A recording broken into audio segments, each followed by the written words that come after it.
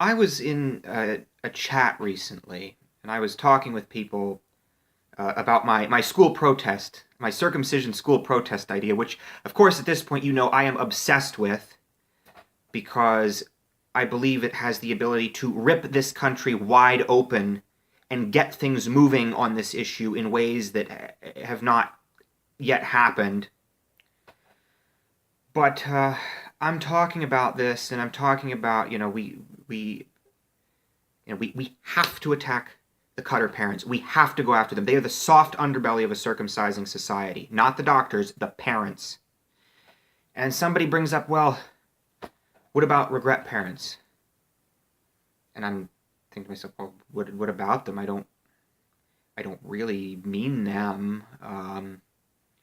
They're like, well, it could put them off, or it could, aren't they Cutter parents? I mean, I personally psychologically separate them. Um, but yeah, this was raised as an issue, and I don't know. There were alarm bells going off in my head. You guys may know I made a video last year about regret parents. Um, I you know I was just observing on them. It was just a muse. I really was not going anywhere with it. I was just thinking about it. Um, in in actual fact, I'm totally pragmatic on the issue of regret parents in Intactivism. Of course, they're welcome. Um, my only concern here, and this is what was coming through, is that the presence of regret parents is feeding back into the movement and affecting our protest strategy. There's in other words, there's a negative feedback loop. The presence of regret parents is feeding back, and there's a negative feedback that's suppressing radical activist strategy and radical protest strategy, and this cannot be allowed to happen. Okay, this cannot be allowed to happen. I'm totally pragmatic on regret parents being in the movement, but if they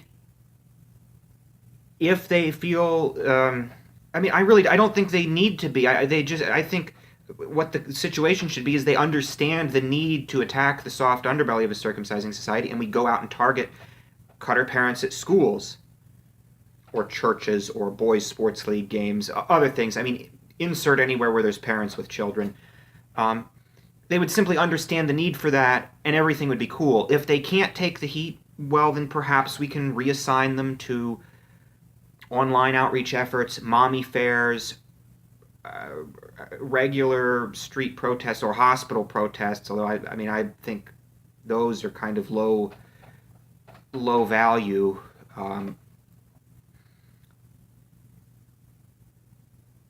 There's sort of a wider thing that I've noticed and I've been told about, which is just in general, it's an artifact of the education modus operandi. We reach out to a lot of parents in what we do, um, telling them don't circumcise, this is bad. But we kind of consume our own product. We recruit them into the movement as a consequence of this. And my concern is that even in general, we're kind of consuming our own product, so to speak. Where there's this brotherhood, even among parents, where there's a reluctance to attack other parents.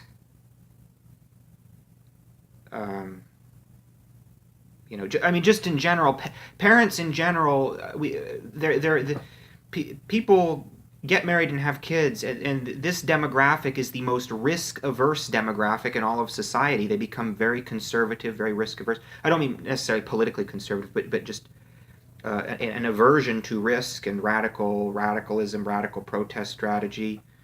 So we do need to keep that in mind. We need to keep our protest strategy on target.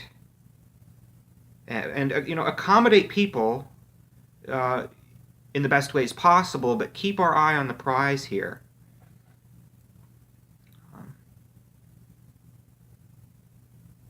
So yeah, that was something I noticed. I'm obsessed with my school protest idea. Got to make it happen.